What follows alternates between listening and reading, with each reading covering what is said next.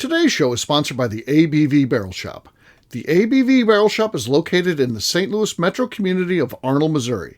The ABV Barrel Shop is focused on one thing, single barrels. Best of all, you can try before you buy.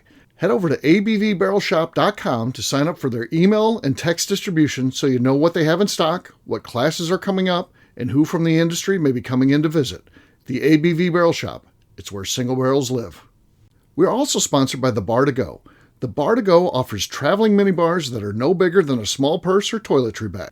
Best of all, they are fully customizable so you can create the perfect piece that is unique for you. If you own your own business, what a fun and unique way to promote what you do. Check them out online at thebar2go.com. That is the number 2 in the Bar to Go. If you have wholesale questions, call my friend Isabel Clark at 504-481-1297. Finally, we are sponsored by the Neely Family Distillery. NFD is a family-owned business that keeps ringing up awards in the spirits world.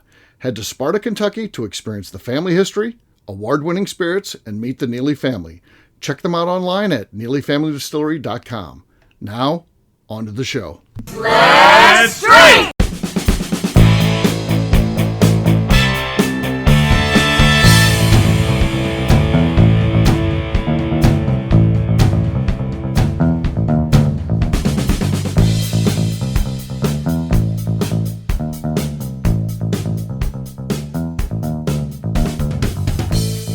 Welcome to the Bourbon Daily, the podcast about everything bourbon delivered to you every day of the week. Today on the show, Ryan fills us in on what's happening at his distillery. My name is McNew. Please join me in welcoming my co-host, Steve Akeley, along with our special guest, Brian, the billionaire Thompson, Monica, and Kathy Cool. Hey gang, what's up? Hey guys. What's going on, guys? Hey-oh, so yeah, we're going to be talking to Ryan today. We're going to find out what's going on. It's always good to check in with our distillery friends.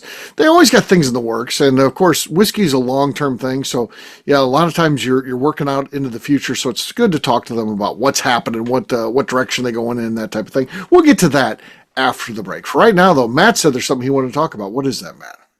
Yeah, so we've been watching a lot of movies and a lot of different shows and things lately, and thinking about there's these theme songs and there's different kinds of songs and different kinds of things.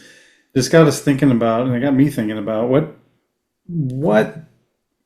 earworm or earfuck would you absolutely hate, right? So just something that just gets stuck in your brain, stuck in your mind. It could be a song, it could be a phrase, it could be whatever it is, right? But it's just something that just always sticks with you and is just so annoying, right? It's my mom's music growing up. I mean, my mom always played her music, her songs, her movies. They all sucked. She liked disco, so she got stuck into the disco. And so Donna Summer and the movie Grease. I could sing all the Grease songs because my mom had that going all the time. Once we got a VCR and she could watch it, we went to see the movie Grease because it came out before we had VCRs and stuff like that. My mom probably took us to see that movie 8 times. Different, because that's you could watch it in the theater. They had the drive-ins, and my mom loved that movie. Grease. It's terrible. I hate that movie. But Linda's mother loved it and watched it all the time too. Grease, great. Yeah, Grease. But so all that stuff, ABBA. I mean, again, I know all these songs because my mom played them constantly, but I don't like them. And then, like when they became big and they had like the Broadway show thing that then goes touring across the U.S. and people talk about how great it is, I just would cringe because I can't stand them. And then, they would how amazing the music show is and all that, and everybody, even people that you respect, start talking about like, oh God, don't look me in the eye when you say that. That's terrible. Mine was, so I got my license a year before my brother did, so I was like stuck driving him around everywhere, right? So I was like a country girly, R&B, hip hop girly, no in betweens, right? I was like rapping or we were country. He was really into Creed at the time. Mm-hmm. He bought the CD with his own money. I threw it out my sunroof because he pissed me off that much.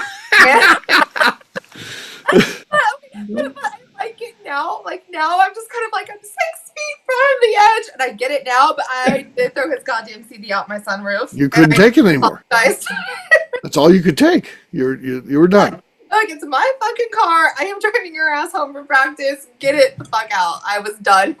As adults, you should probably gift them a Creed CD for Christmas. I would think so too. Probably buy him You one. got to make this right, McNew. I really should. But have you seen the video $5. though, McNew? Have you seen? I'm assuming you've seen the video of that song, right? Yeah, it's fantastic. It's fantastic. So Really? good. Fantastic. Creed. I don't hate it as an adult, but 16-year-old me was so damn done with it. I prefer Creedence Clearwater Revival for my Creed stuff. Yeah, I like CCR. CCR is a bop. I love get down to CCR. Yeah, they're great. yeah, love them. Yeah, Peter Frampton did go on stage with Pearl Jam last night, for the record. If I anybody like was Peter wondering. Frampton too. I like Peter Frampton. Yeah. Peter Frampton's cool. Yeah. So yeah, I've seen him live at least 3 times. Nice. Yeah, well, I'm a fan. He used to live in Cincinnati, but not anymore. Oh. He got divorced. Yeah, moved away from there. Peter Frampton. Imagine just living in the suburbs. Peter Frampton's like your next, because he lived in the suburbs. He didn't live in like a fancy mansion or anything like that, just in a subdivision. What was he, like Mason or something? Like fancy Cincinnati is Mason or Lakota West? I'm not sure.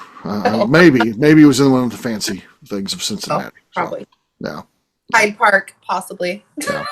I've got a question for McNew later. We'll get to that in a little bit. Who else hasn't talked yet about our topic of the day? Kate? I'm going to go for the classic, and it just happened to me yesterday. It's just the fingernails on the chalkboard sound. It's just everybody hates. And I hadn't heard it in I don't know how long, but someone moved something across my desk the other day, and it sounded exactly like it. And we both stopped and just looked at each other like, that was awful. That was terrible. So, just one of those old ones that everyone can relate to. So Sure. Yeah.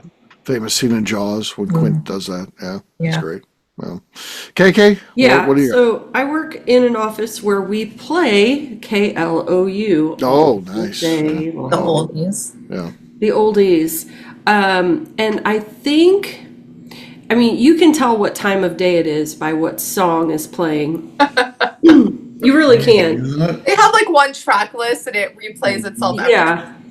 And I never understood the appeal of Come On Eileen. Oh. You just With didn't the get it? idiots in the overalls walking through with the feet, the dirty feet, and that song comes on and it gets stuck in your head and you're just like, what the Right. fuck? Yeah. I hate it. And it comes on at approximately 2:00 every 2 day. o'clock every day. Come on, Eileen. Yeah. Okay. Shura Lura Ray, whatever that Yeah, is. what the hell, man? Yeah. All right. So hopefully now it's all in your heads. Okay. I don't dislike that song though, so yeah. Oh, well. Yeah. Listen to it every day at 2:00. Imagine, your name's Kathy. Imagine if your name was Eileen when that came out. Yeah, That'd be a tough road right there. Bad. What kills me is every day at 10 a.m. they play Michael Jackson's Thriller, Oh, like the long version. I like that. There was a time when that only came out like in spooky season. Okay. This is played every day. Well, I like Vincent Price part in there. He nailed it. He does. got it. Nobody wants Creatures that crawl song in search of blood. for an Yeah. October. He's from St. Louis, by the way. So he's from St. Vincent Louis. Price from St. Louis. I Yeah. know. Oh, yeah. St. Louis guy. Yeah. But and the song Beat It with that Eddie Van Halen guitar in there. Man, fucking Eddie nailed it. And he didn't take any money for that. And then his brother was pissed off. Why didn't we get any money for that? I just gave it to him. Fucking, he nailed that guitar solo. Holy shit. Akeley, are you a Michael Jackson fan?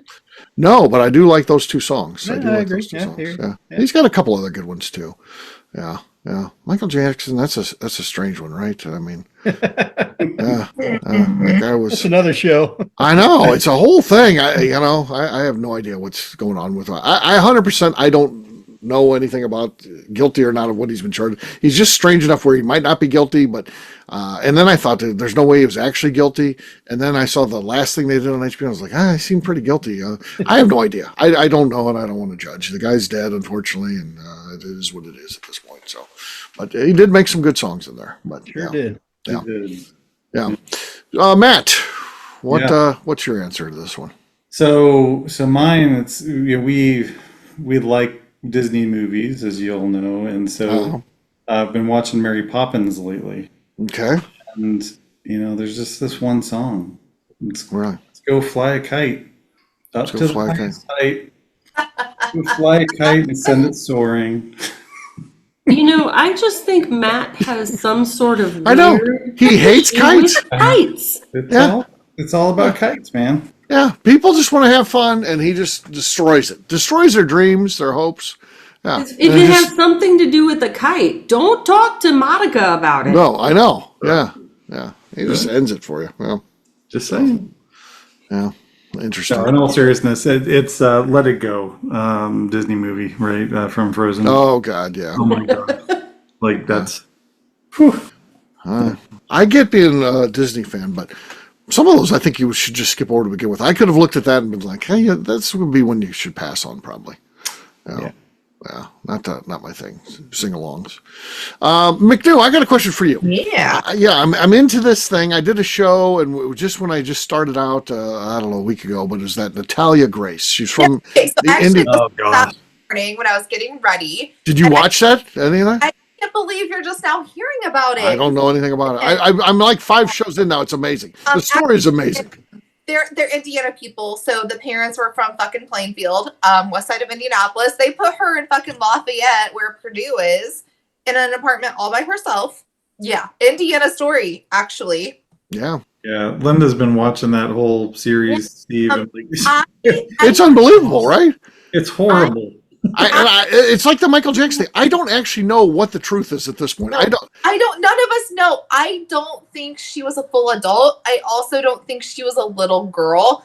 I think, but they had her up to like 14 years. So I think she was somewhere in the middle, but I think she probably had some challenges where she wasn't the age mentally that she physically was. Right. But you can't ever get on one side. You're like, you just can't put somebody in that in an apartment by themselves. That's crazy business. Just as you're like, oh, this is bullshit, what they did to poor little Natalia and all that. And then she's like, I'm thinking about killing people. She's calling the police on herself. I'm thinking about killing my neighbors and stuff and poisoning them. I don't know. It is a very wild story. But also, the parents are crazy people because they just like one child. They're like, our prodigy child. And they said, fuck the rest of the family. Let's invest everything in this one child. And he's messed up now. For that. If you watch the show, now he's a mess. He was this great dynamic speaker, presenter, would speak to whole stadiums full of adults and stuff like that. And now he can't even interact with people. He's just in the basement of his father's house. Yeah, they messed him up too. But I think it was the mom. I think the mom has some issues that needs therapy and studies to be like, she wanted a successful kid. She wanted fame so bad that she kind of fucked it all up on the way. She was the problem. The dad's batshit too, but he is crazy. He was the ringleader. And he, he's all this claiming to be a victim, and he's afraid of his wife and all this shit. Whatever. I'll tell you what. And then he talks about how the wife was, literally beating this little child or a small adult, whatever she was. She's certainly a small person. Talking about beating her. At some point, I think by not doing anything, taking any action to stop this, you are also an accomplice in this. You're just he makes it sound like, well, she was doing this. No, if you're not helping this person in this thing, and he does a demonstration on the floor where he's hitting as hard as he can, hurts his hands hitting the floor, showing how hard he was hard the wife was hitting his kid. Speaking of men that don't speak up, here's another, it's not a documentary yet, but it's a book or an audio book, and it's called If You Tell by Greg Olson. And that's a whole man who doesn't do a goddamn thing about what his wife is doing, and he should have. So you need to listen to that. Okay. If You Tell. It's horrific. It's Shelley Novak. Somehow that bitch is out of jail, and she shouldn't be. So this Natalia Grace thing, you've already seen this whole thing on HBO? Yeah. I don't think she was a whole adult. I also don't think she was a child. I think she was like some weird teenager, small person. She wasn't all there. I don't think it's her fault. This girl never was given a chance at a good life. I don't think she's a villain by any means, but I think everybody did her wrong, and it's all messed up. Yeah, she just did meet a series of wackos. I'm at the point right now where this other lady's taking her in under her wing, but she also seems fucking wacky. They're all crazy. Yeah. All right. On that note, I kind of do these drive-bys and they go while it's on in the room, and I'm just like, oh my gosh. No, there's not a sane person Right. There's Yeah. really not. And the Yeah. judge, why is that person still a judge? Get him Right. out. Get him out. You can't just randomly tack 14 years onto somebody's age when you don't have anything to back this up, right? It's like, she's 14 years older. Yeah. What is that? Yeah. On that note, guess what, gang? It's time to drink. What is everyone drinking? Let's start with Ryan because he needs a drink. He's not part of popular culture, so he has no idea what we're talking I about. have no idea. We mentioned HBO. He doesn't even know what that is. He's like, what is No idea. All right. Well, since this is a episode of 10th Mountain Distillery, I figured I might as well open up a little 10th Mountain bourbon. 10th Mountain, okay. There we go. Okay. I slightly heard that. Got some audible. That was one of your best cork pops ever. I'm As bad proud as of that myself. was. Yeah. So fair enough. All right, that's our leader right there. Let's have KK go next. Maybe she's going to do another screw top. So we'll see. I'm actually going to open the 10th Mountain American Single Malt that was at the ABV Barrel Shop. Okay. Oh, that was good. That was good. Solid. Could be enough. We'll see how it goes. All right. Next up is Matt. I've got Art of the Spirit Cigar Blend. This is the one in memory of Jim Fosnot. Okay.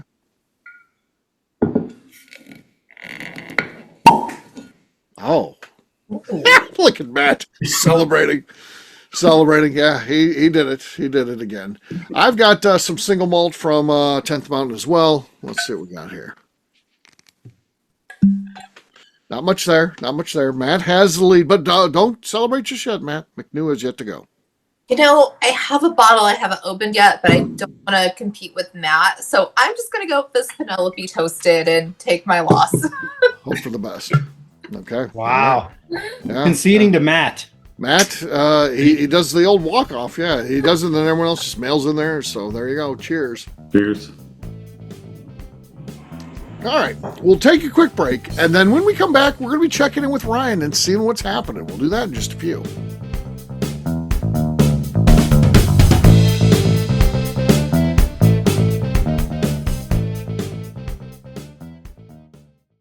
Okay, let's talk about the people that make these shows happen. First up is the Stave and Thief Society. Via their in-person class at Moonshine University in Louisville, Kentucky, the Stave and Thief Society is the place where you, a bourbon enthusiast, can expand your knowledge and emerge an executive bourbon steward. In 2017, I completed my executive bourbon steward certification. It's the most comprehensive bourbon certification available and connects you with an expansive network of bourbon enthusiasts and professionals. Check out the full listing of in-person and online certifications and join the society today by enrolling at staveandthief.com. Speaking of executive bourbon steward certification, the ABV Barrel Shop in St. Louis, Missouri has developed a unique partnership with the Stave and Thief Society to offer a preparatory class to assist you in getting your executive bourbon steward certification. This prep class costs only $25 and is available to take live or online via Zoom. Graduates of our class receive a coupon code good for 15% off your executive bourbon steward certification held in Louisville, Kentucky. This saves you almost $90. Additionally, you can collaborate with fellow attendees to split travel costs when you go to Louisville. If you're interested in signing up for the class, simply head over to abvbarrelshop.com and check out the classes and events page. Last but not least, we are sponsored by Neely Family Distillery. Royce Neely is the 11th generation distiller in one of America's oldest distilling families. A visit to Neely Family Distillery takes you through family history, where you can see all the artifacts and newspaper clippings through the years from this family that started distilling in America after James Neely arrived from Northern Ireland in 1740. Today, Royce Neely and his team are crafting some of the best spirits in America. Their bourbon and absinthe offerings keep winning top honors in the spirits competitions. Recently, their absinthe made history as the first platinum winner in the absinthe category at the San Francisco Spirits Competition. Neely Family Distillery is definitely a bucket list destination if you are a bourbon fan. Learn more about their spirit offerings, visiting their facility, and the awards they have collected over at NeelyFamilyDistillery.com. And now, back to the show.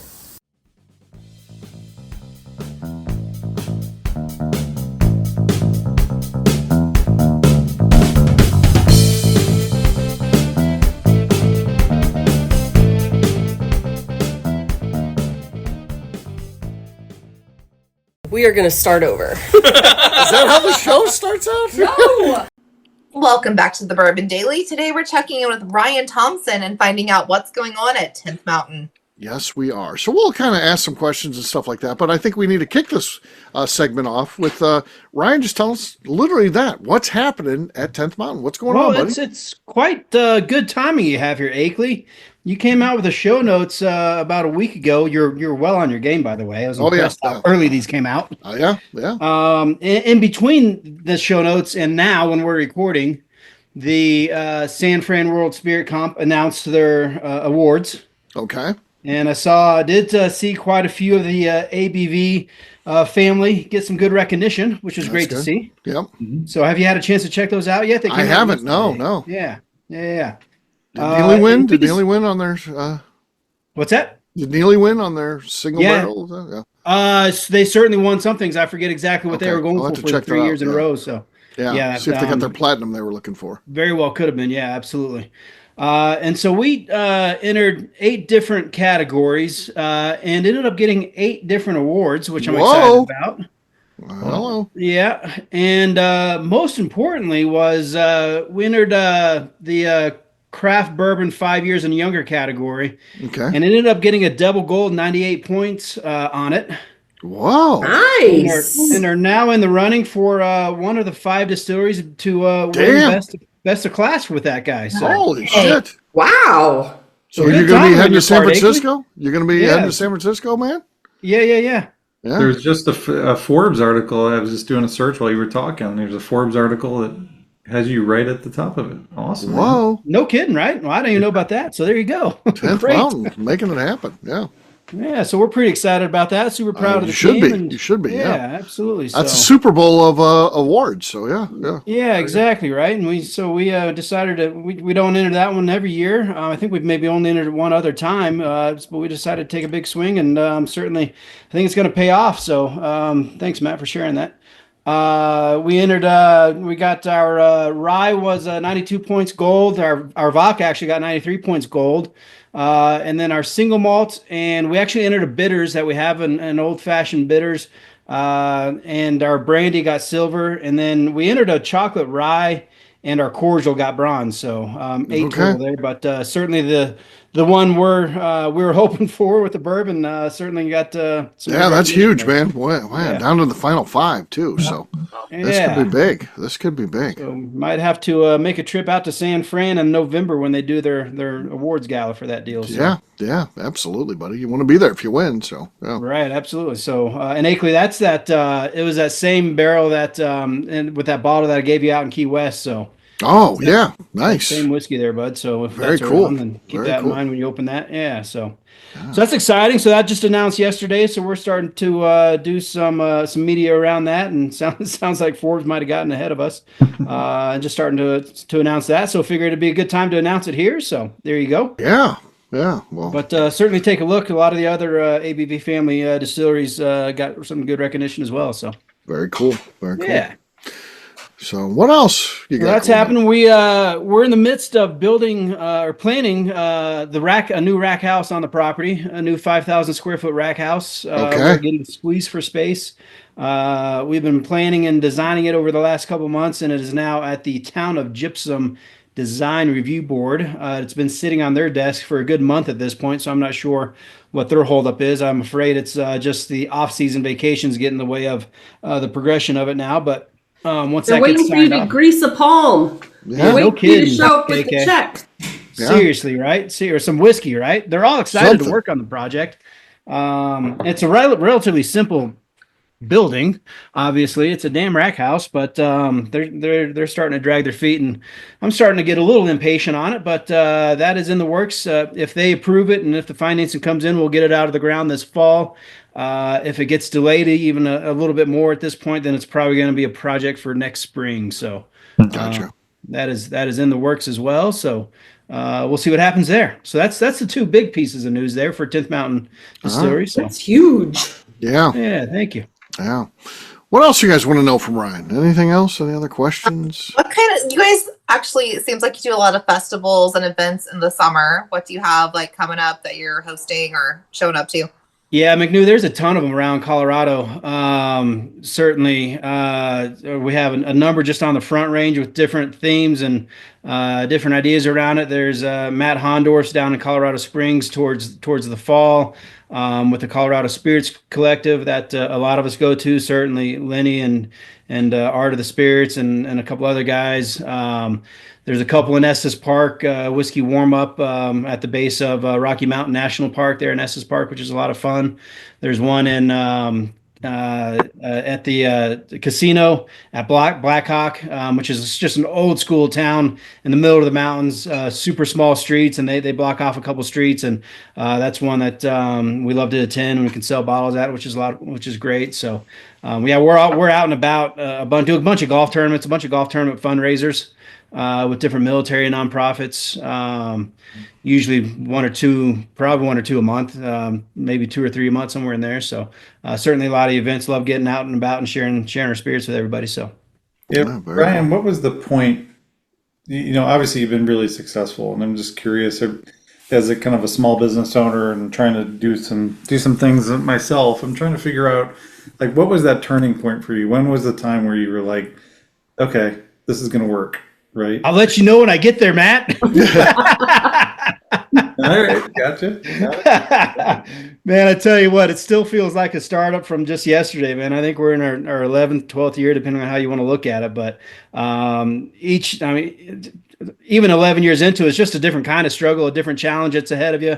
I think the day that you think you hit that turning point might be the day you start dying and going backwards. So I 100% still think that we're pushing the ball up the hill and are still trying to make it. So I don't think we've gotten to that point yet at all. So Yeah. But thank you for saying that. I think that's a common theme, right? Because from an outsider's perspective, we certainly can sing the accolades of what you're doing at 10th Mountain and say why you've reached it. But as an entrepreneur, as a business owner, you never want to be cresting. You never want to be, I'm at the summit here of what I'm doing. So you feel like I always got to be uphill. So you just start redoing your goals and stuff like that. I think that's because you're always working to push yourself. And I certainly see that in my business too. I mean, it's, we want to come up with new creative ways. What are we doing? We can't quit coming up with ideas because then we become static. So you got to keep coming out with new stuff. And ours is about community and getting people in the shop, I think. And I think, it's really for us, the whiskey is secondary because we know we're picking good whiskey. That stuff will figure itself out. It's how do you get people into the shop for us? So, you gotta come up with those ways. Yeah, constant. It always need, what are you going to do to create value to get people to come in? So, yeah. Right. Absolutely. Matt, man, I also tell people I sleep like a baby. I wake up every 30 minutes crying, wanting my mommy. It's one of those things, bud. Yeah. McNew, how about you? What do you want to know from Mr. Ryan here? I already asked. I asked about festivals and things. Oh, yeah, sorry. Did KK ask? I didn't. I was thinking about, I heard on your Facebook, you had like a little commercial on Facebook that you've got a team of 15 now. Yep. Really? 15? Yeah. Team of 15 employees and a couple part-timers in the mix as well. So, and then as Akeley's alluded to a time or two, we've brought on a couple brand ambassadors as well that make their own hours and make their own schedules at liquor store tasting or these events we're talking about. So we've signed up a handful of different brand ambassadors, and some are taking the reins and running. Like Akeley had referred to a guy named Jeff down in Colorado Springs is doing great things, and so they just set their own schedule. We don't tell them what to do or when to do it. So that's been a fun program. Started an affiliate program as well for different quote influencers or personalities out there that want to sell our talk about our product and then have an affiliate link and sell our get a little commission when they sell our stuff. So we started doing that. That's still ramping up. It's a little slower to get going. There's a lot more back end work on that than what you think, but yeah, a couple of those different programs we've started in the last couple months as well. So I know, 15 full-time employees. I know the brand is 10th Mountain because of the division, and you do a lot of charity work and everything like that. Do you have any big events coming up regarding that? We've got 2 different barrel picks coming out here in the next couple weeks, and when they're released just to the nonprofits audience first. We want to give them first dibs on it. One is the Broken Arrow Foundation, and one is the Whiskey Valor Foundation. And so we've been working on barrel picks with them. We just did another one about 3 or 4 weeks ago with Straight and Stalwart, military nonprofit. A guy named Shiloh runs that. That was a hell of a lot of fun. Had 5 different command sergeant majors come out from Fort Carson in Colorado Springs, hung out with us for 2 days, and that was an awesome time with them. So, certainly doing a number of different barrel picks with a lot of different military nonprofits. There's some guys that are getting back from Iraq and Syria, although this isn't a barrel pick necessarily.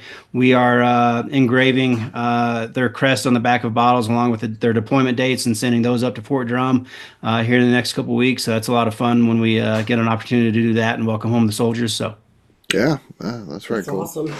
You always got cool stuff going on, man. I'll tell you. So that's neat. Is there anything more powerful though than going back to like what Kathy said, 15 employees, and of course you have multiple businesses too. The idea that there's people that depend on you for their livelihood, for paying their bills, for their housing, their food, their clothes, paying their car, their more, all that kind of stuff. It's pretty powerful to think about when you have employees, right? Yeah, absolutely, it is, Akeley. I try not to think about that too much because I don't want to put too much pressure on myself. Right, exactly. A hard thing to think about. Yeah, but you're 100% right. And what I get the most enjoyment out of is hearing someone taking their wife or significant other or their son down to a ball game or going to see their favorite band or going on a nice vacation they've been working towards.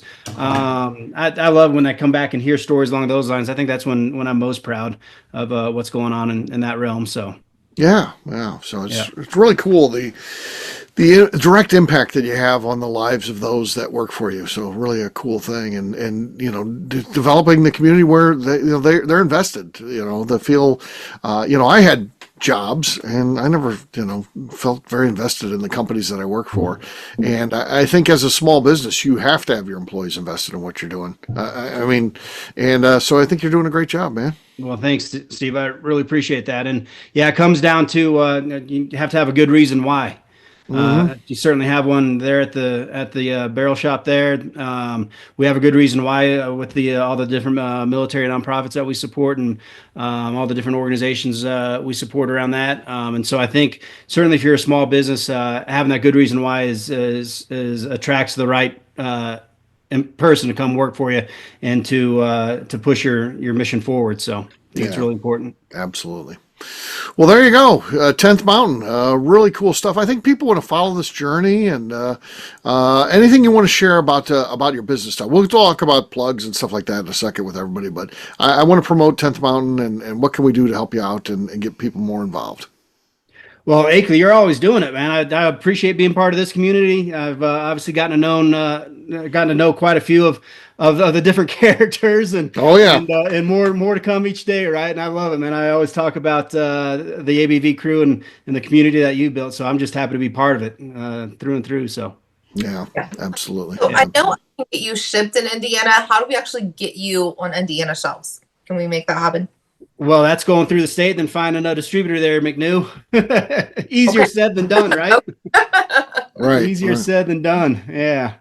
Yeah, and then it's also then you have to do the market support, and then it's just never ending once you open a new market. So we are being a bit smarter about how we go about that these days. Would certainly love to be there, and flattered when we get asked that question. But there's a hell of a lot behind the scenes that has to go on in order to make that happen. So. Well, when you're ready for Indiana, let McNew know. She'll be one of those brand ambassadors for you. Right up there. 100%, right? Absolutely. Oh yeah, that'll be interesting. She'll include you in her 4th of July photo. That'll be in her contract. You have to. Wow, how special! Wow, we're what's the date here? It's May 15th, so we are just literally 70 days out from the traditional 4th of July photo. I'm sure McNew's working overtime now. What are you going to do? What are you going to do? I have some plans. McNew seems very tan, and it almost seems like full-on summer right now with McNew. She looks very summery. I've been tanning because I have a friend with a boat, so I gotta not get burnt in boat season. So I've been doing that. Pre-tanning, so, okay. Yeah. Yeah. So I thought you were already working towards the July 4th photo. Well, I'm already thinking about it, depending on what lake we go to. So yeah. Okay. Wow. All right. There you All go. right. There you go. Fun stuff. All right. On that note, we're going to wrap this one up as we always do by talking about where people can find us. Matt, we'll start with you. Where can people find you? You can get me at my website, sabertoothcyber.com. And remember, it's Modica with 1D, no fun. All right. KK. You can find me on Instagram at KK Cask Strength. Yeah. In particular, he hates kites. Man, he hates kites. Absolutely. Yeah. Does not want him flying. So, Especially around New Orleans. Okay. right. Kites, Right. K-I-T-E, kites. Yeah. Ryan, how about you? You can find us across all socials at 10th MTN Whiskey. Our website is 10thwhiskey.com. That's 10th. And new for the Bourbon Daily, you have a new promo code for 10% off. If you go on 10thwhiskey.com, use promo code DAILY. You have to know how to spell that. I'm not going to spell it for you. And you'll get 10% off all merch and all bottles. So Okay. That's a deal. That's a Yay deal. for the spellers. Yes. Yay It's for the exciting. spellers. Yeah, good for the spellers. There you go. All right. No E's there. So no E's, as they say on the Bourbon Daily. So it's just daily, but no E's. So, all right, McNew, how about you? I'm on Instagram at McNew ABV. For me, I'm an easy guy to find at Steve Akeley, Twitter, Instagram, or Facebook. I've got a website, steveakeley.com. We've also got a company website. That thing's abvnetwork.com. Check that one out. Everything that we do is out there. Previous shows, blogs, so much more, abvnetwork.com. Come by and see us, the ABV Barrel Shop, the place where you can try before you buy. We've always got cool things going on, new barrel picks coming in. Apparently, we're going to get 3 on Sunday, which we're not even open on Sunday, but I'm going to go open the store so we can get a delivery. So yeah, always things coming in. So check us out online, abvbarrelshop.com. McNew, anything else to say before we get out of here? I'd like to remind the audience to please give us a 5-star review. That includes comments. It helps new people find the show, which is very important to us. And if you like what we're doing, we ask that you please visit our Patreon page at patreon.com/the ABV Network. There you go. Just to clarify one thing, we're open on Sundays, but that's Mother's Day as we record this, not as you're listening to it. So we're closed for Mother's Day. We want to celebrate with moms, and we're a family company, and we're always going to be closed on holidays and stuff like that. It just is what it is. Small business, we've committed to that's the culture that we want to be in. So we want to celebrate families first, and that's one of the little things that we do. So there you go. If you're listening to this, you're like, oh damn, I was going to come in on Sunday. We're open on Sundays, just as long as it's not a holiday. So there you go. On that note, we're going to wrap this one up, and we'll see you real soon because we'll have a brand new show for you tomorrow. Looking forward to that. Until then, take care, everybody. See ya. Bye. Peace.